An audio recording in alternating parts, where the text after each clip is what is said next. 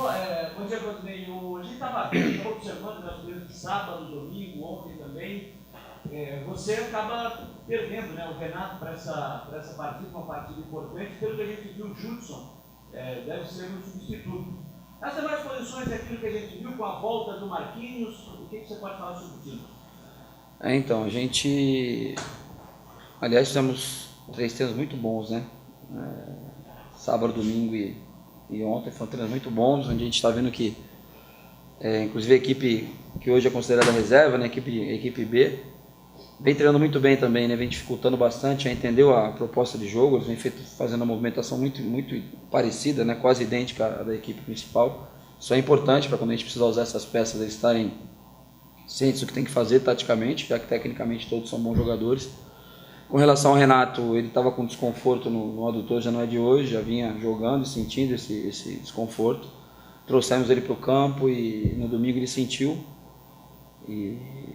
mas optamos por não arriscar, de colocá-lo no jogo e piorar a situação, agravar, e perdemos ele para os 4 últimos jogos, para o jogo do Paraná, que é aqui em casa, né? É um jogo que a gente tem que ganhar os jogos em casa, a gente ganha os jogos em casa, as chances aumentam bastante, então a gente preferiu segurar o Renato nesse jogo aí, apesar da importância, apesar de ser o Vasco, mas não podemos correr o risco, né? Não é o jogo que define o nosso acesso ou não, então a gente preferiu poupá-lo.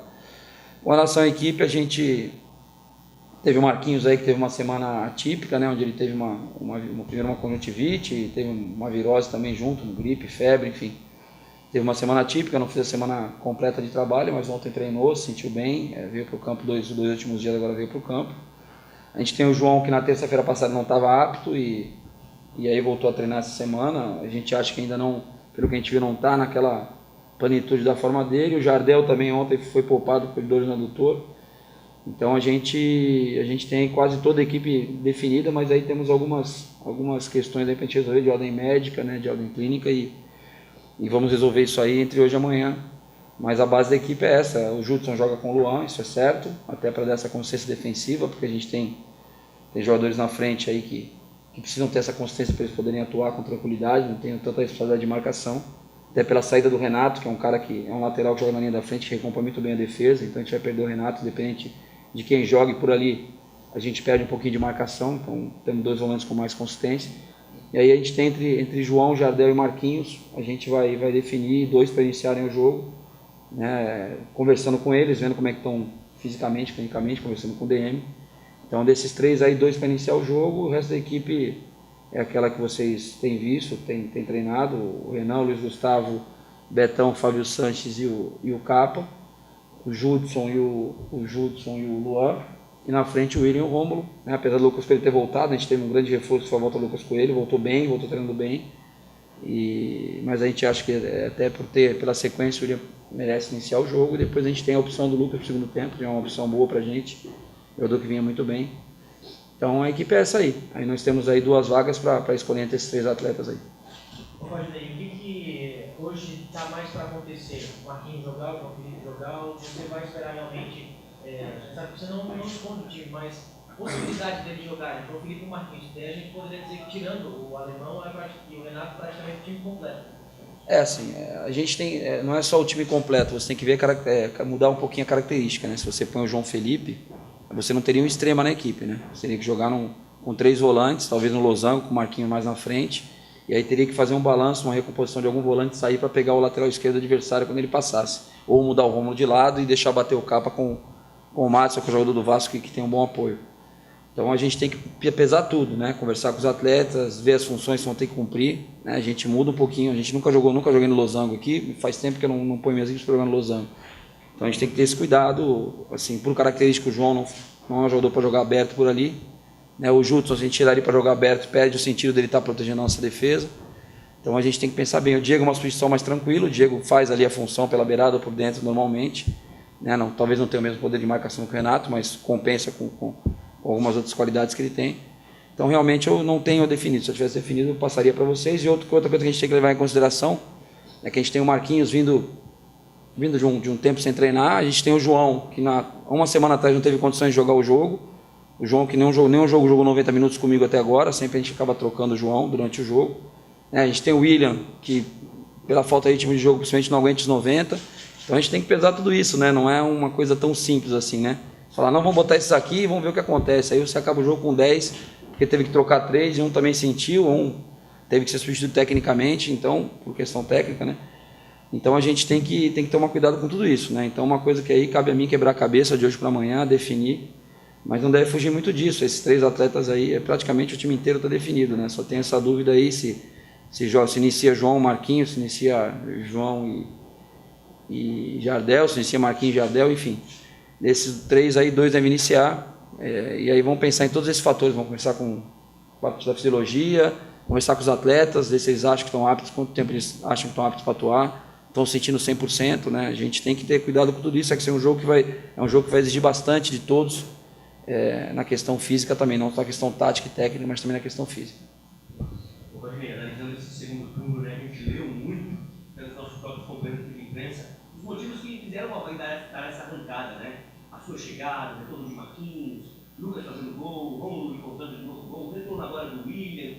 E pouco se fala, mas eu tenho certeza da importância da dupla, né? Fábio e Betão também, a segurança, quando o Gabriel entra também, de contrato renovado agora, a defesa também, essa casinha fechada ali atrás, tem sido muito importante para a caminhada baiana, né? Com certeza, eu já falei em outras oportunidades da qualidade dos nossos zagueiros, né? Todos os zagueiros que a gente tem aqui tem muita qualidade, né? Os que vinham jogando antes, os que estão jogando agora. A gente tem que falar dos que estão jogando agora, que tem sido mais visto. Não vou falar do André e do Renato, porque a gente não tem atuado muito comigo, mas os que têm atuado, tanto o Betão e o Sanches quanto o Gabriel, quando precisou entrar como zagueiro como lateral, estão dando conta do recado. O Luiz Gustavo terminou o jogo contra o Ceará como zagueiro também, quando precisou, foi bem. Eu acho que assim, são jogadores, como eu já falei, uma dupla, né? O contar o Gabriel, quando joga o Gabriel ou não, tem apresentado comigo aqui. Eles estão no nível das melhores aí, contando Série A e B, não só Série B, mas entre Série A e B, pelo equilíbrio dos dois, característica dos dois. Às vezes você vê uma dupla de zaga, um é lento, outro é rápido, um é bom no jogo aéreo, outro não é, um tem saída de bola, outro não tem. E o que a gente vê nos dois, nos 3, aliás, né, que jogaram comigo, são características muito boas, assim, entendeu? Eles podem não ser ótimos em alguma coisa, mas são bons, pelo menos bons ou muito bons em todas as valências que necessitam os zagueiros. São zagueiros rápidos, competitivos, bom jogo aéreo, uma boa saída de bola, confiança para jogar, entendeu? Mas isso passa tudo por um sistema todo defensivo, né? O Romulo que volta lá até o final ajudando quando precisa, o Renato quando joga volta, o Jardel ou o João, quem precisar jogar, vai voltar, Marquinhos e o William fazem o primeiro combate se forem jogar os dois, ou quando jogava o Coelho, quando jogava o Vitor, né? Estou com o negócio de isso na cabeça do Vitor toda hora. E quando jogou o Vitor, então todo mundo participa da parte defensiva, né? O Luan ali na frente protegendo bastante eles, o balanço entre Luan e Judson, entre Luan e João, sempre tendo um volante ali protegendo a entrada da área. Então isso aí tudo colabora, mas eu concordo com você, teve alguns momentos em alguns jogos, que eu comentei até no banco de reserva pessoal, poxa, talvez se nossos zagueiros não fossem tão bons, nós teríamos tomado um gol em determinado momento do jogo, pela pressão que nós sofremos. Então realmente eles têm sido um esteio ali junto com o Renan, né? Tem sido um esteio para a nossa equipe, mas apoiados por todos os outros ali, o Capa fazendo bem a linha de 4, o Alemão quando joga, o Luiz Gustavo, isso aí tudo colabora para que eles não fiquem tão expostos, né? Porque por melhor que seja o zagueiro, se ele ficar exposto o jogo inteiro, correndo para trás o jogo inteiro, tendo contra-ataque o jogo inteiro, tem uma hora que não aguenta. De certa forma, uma pressão diante do estado negativo, e isso agora meio que afetado na última partida. E de que forma o Avaí pode tirar proveito disso, até porque assim, existe a possibilidade de até os 30 minutos, o Vasco não vencendo, o Vasco não fazendo 1 a 0, todo mundo sabe a pressão que é no Januário em relação à torcida sobre isso. E o técnico já está balançando, até que ponto o Avaí pode sofrer toda essa história. Eu acho que o Vasco jogando em São Januário é muito forte, né? Eu acho que a pressão é pior sempre para quem vai enfrentar o Vasco. Eu penso que o Vasco, com o resultado do último sábado, tá com uma situação um pouco mais tranquila. A gente vinha realmente pressionado, mas ganhou um jogo que deveria ser fora de casa, né? Foi um jogo fora, entre aspas, né? Que é uma coisa que a gente questiona um pouquinho. Não é porque o jogo contra o Vasco não fez nada errado, ninguém fez nada errado, mas é uma coisa que muda o equilíbrio técnico da competição, né? Se você tem uma equipe que tem que fazer 19 jogos como mandante, faz 19 como mandante e mais 5 ou 6 com a maioria do torcedor, porque o jogo se muda o jogo de local, isso aí tira um pouquinho o equilíbrio técnico da competição, porque o Avaí vai fazer só 19 em casa, só 19 com a presença maciça do seu torcedor. né? E isso aí é uma coisa que é permitido, né? Mas eu acho que tinha que ser revisto, né? Para uma competição mais justa. Mas o Vasco não tem nada a ver com isso. Eu acho que o Jorginho tem feito um grande trabalho, não acho que ele está balançando, eu acho que ele tem feito um trabalho bem consistente no Vasco, a oscilação é normal, né? Eles têm jogadores de muita qualidade técnica e que eu acho que não já passaram por pressões piores do que essa na sua carreira.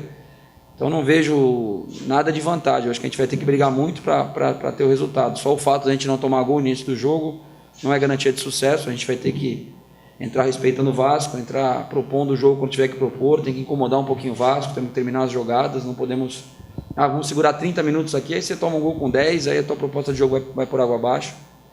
Então eu penso que pode ser que no momento da partida a torcida comece a cobrar o Vasco, as coisas não acontecerem, mas quem tem que fazer não acontecer somos nós. Se dependemos de achar que o Vasco não vai ter qualidade para fazer acontecer, a gente vai estar muito enganado. O Vasco tem muita qualidade para fazer acontecer, né? Tem o Nenê, Andrezinho, tem jogadores que jogariam hoje na Série A, né? Então a gente tem que respeitar bastante a equipe do Vasco, mas entrar com a nossa proposta de jogo definida, acreditando que podemos vencê-los lá, respeitando. Acho que a melhor maneira de vencer o adversário é você respeitando ele, você conhecendo a força dele, né, e respeitando a força dele.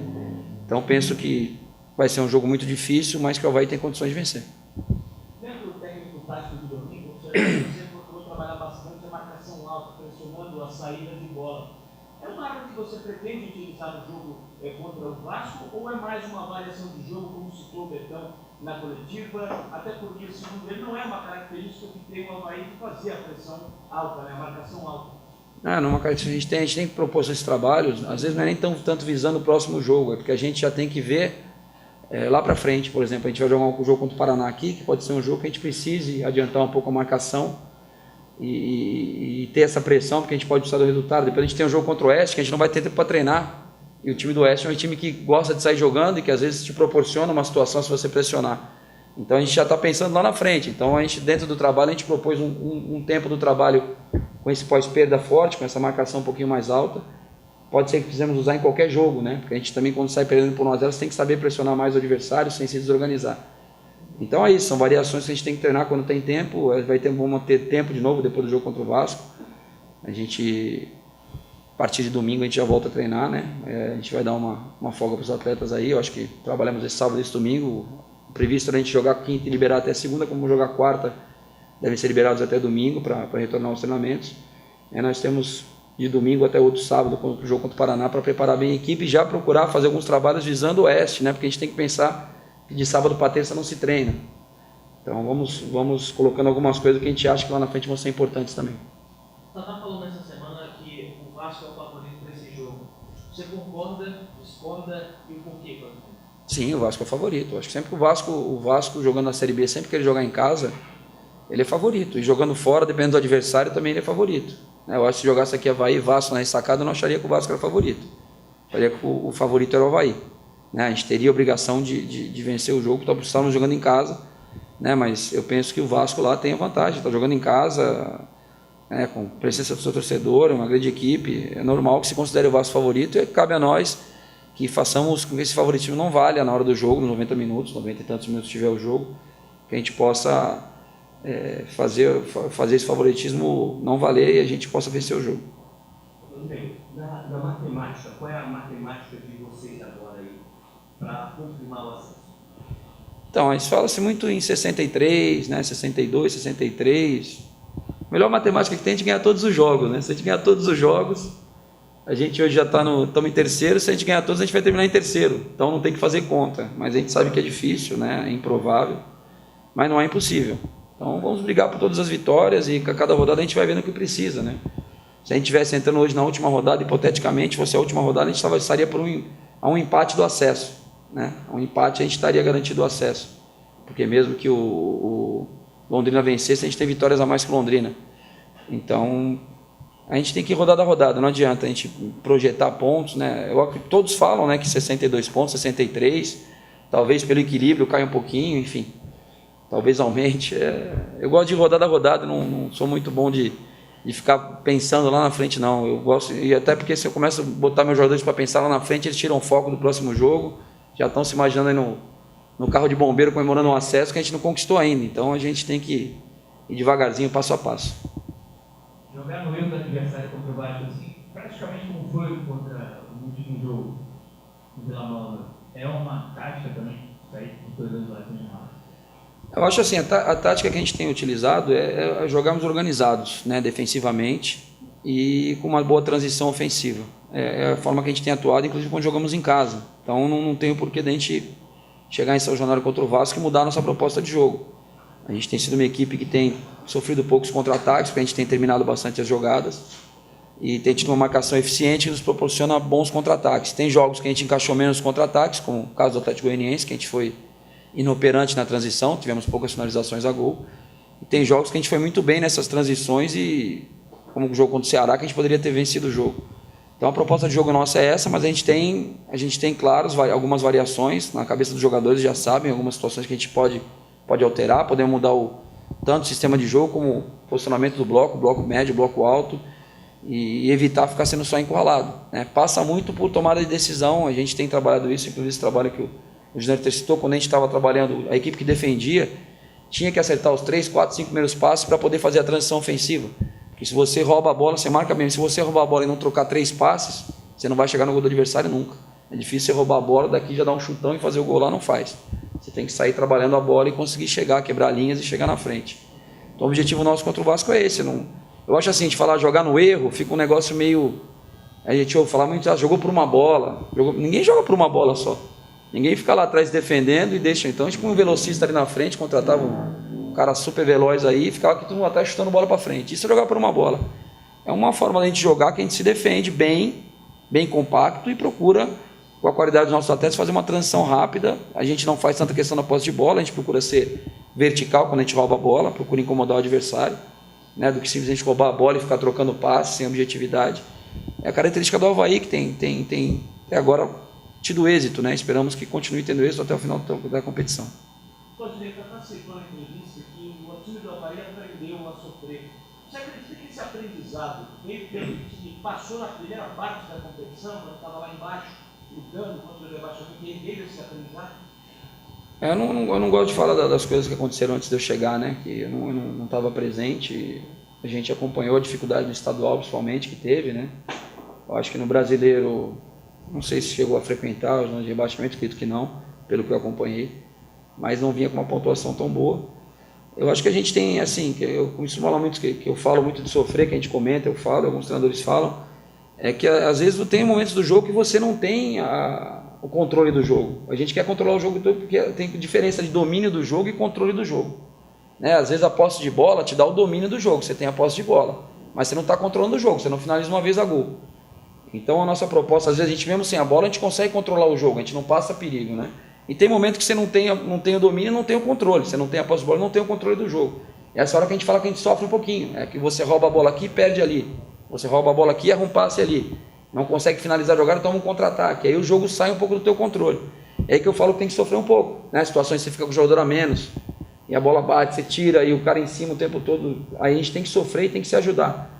É isso que ele falou, do sofrimento que ele falou, essa questão das críticas, né? Ele mesmo sofreu muitas críticas, o grupo sofreu muitas críticas, eles relatam para a gente algumas situações do campeonato, que o torcedor veio aí querendo pular o muro, né? Querendo pegar os jogadores, coisas que acontecem em todos os clubes. Então eles passaram por isso aí vai deixando o cara mais cascudo e faz ele valorizar a coisa boa, né? Ele está com aquele gosto amargo, aí começa a sentir aquele gostinho doce de ganhar. Pô, quem quer voltar a sentir aquele gosto amargo da derrota? E é isso que eles têm buscado. E como eu sempre falo, eu acho que o mérito, não vou falar total, porque o mérito é de todos, né? Eu também tenho a minha parcela, mas o mérito maior é dos atletas que realmente estão se dedicando. Você vê os treinamentos, aí a qualidade dos treinamentos, coisa que não sou eu que estou falando, não é você que está assistindo, até pessoas da comissão, até os atletas acabam tendo que falar, nossa, que treino bom hoje. Eles estão sentindo a evolução de todos, a intensidade do treino muito alta, né? Tem feito treino de 40 minutos aí, os caras saem aí, correram 6 km em 40 minutos, quer dizer, é uma coisa fora do normal que eles estão se doando. Então acho que o grande mérito, o maior mérito é dos atletas, e eu acho que o torcedor tem reconhecido isso, e espero que a gente faça um bom jogo para voltar e ter a tranquilidade de trabalhar mais uma semana preparando o time para o jogo do Paraná. Inclusive, licença para os meus colegas, eu estou fechando uma matéria para São Paulo sobre o Betão, sobre o Avaí, e o destaque do Betão, E Vicente, vou fazer uma pergunta para ti sobre o Betão, a importância dele no jogo. Quando ele chegou, muita gente disse: o Betão estava fora do país, estava jogado lá na França, na Rússia, ninguém sabe do futebol dele na Ucrânia. E tem sido uma peça importante no Avaí. O Betão eu posso falar com tranquilidade, porque o Betão em 2015 eu estive com o Atlético Paranaense fazendo uma pré-temporada na Europa, lá em Marbella, e o Betão estava no Dinamo Kiev. E mesmo local ele fez a pré-temporada, os jogos eram no mesmo CT, ele não ficou no mesmo hotel, mas estavam lá, a gente viu alguns jogos do Betão, tanto jogando pelo lado direito como lateral ali, na linha de 4, como por dentro, jogando. E na época eu conversei um pouquinho com o Betão, após um jogo lá, a gente trocou uma ideia e falei pro pessoal do Atlético, vamos tentar levar o Betão para lá para ajudar a gente, né, porque ele estava muito bem. E na época não deu, ele tinha um contrato lá, estava bem também, não dava para competir na parte financeira. Mas a gente chegou a cogitar de levá-lo. Então, quando eu cheguei aqui, soube que o Betão estava aqui, fiquei satisfeito, né? Lógico que você tem que ver como está o atleta, tem que ver, eu assisti o jogo contra o Sampaio, lá eu estava em Santos ainda, e ele foi bem no jogo. E o Betão é um cara assim, cara, ele tecnicamente é muito bom, e essa passagem dele na Europa deu uma maturidade muito grande para ele em termos de posicionamento, de treinamento de linha de 4. Então o jogador conhece muito bem as movimentações da linha de 4 ali, eu já falei isso em outras oportunidades. E ele posiciona bem, ele comenta, ele conversa com a equipe, ele comanda a defesa, né? Ele tem uma liderança muito boa, uma liderança positiva, né? Não é aquele cara que só fala e não faz, ele fala e também dá o exemplo, ele é o primeiro a estar aí para botar a cara para bater quando precisa. Então eu acho que foi uma grande contratação do Avaí, sem desmerecer os outros atletas. Você está perguntando especificamente do Betão, a pergunta é sobre ele, não é que seja mais que os outros não, mas a parte dele tem feito muito bem e tem colaborado com a sua experiência em termos de orientação ali do Capa, que joga próximo a ele ali, quando jogou com o Gabriel, orientando o Gabriel, e eu acho que tem sido uma das grandes peças da nossa equipe.